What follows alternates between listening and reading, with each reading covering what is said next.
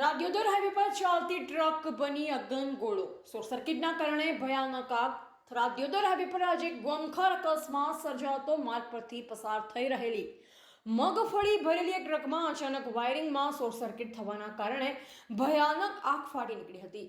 Truck ચાલકને આગની જાણ થતાં તેણે સમય સૂચકતા વાપરી ટ્રકને રોડની સાઈડમાં ઊભી રાખી દીધી અને નીચે ઉતરી જતા તેનો આબાદ બચાવ થયો. હાઈવે પર ટ્રક સળગતી હોવાના કારણે બંને બાજુ વાહનોની લાંબી કતારો લાગી હતી. આસપાસના લોકો અને અન્ય વાહન ચાલકો ઘટના સ્થળે ઉમટી પડ્યા. ઘટનાની જાણ થતાં જ સ્થાનિક પોલીસ અને ફાયર ફાઇટરની ટીમ ઘટના સ્થળે દોડી આવી. ફાયર બ્રિગેડ દ્વારા ભારે જહેમત બાદ આગ પર કાબુ મેળવવામાં આવ્યો હતો. સદનસીબે આ દુર્ઘટનામાં કોઈ જાનહાનિના સમાચાર નથી. રિપોર્ટર ઠાકોર મયુરકુમાર ઓગળ.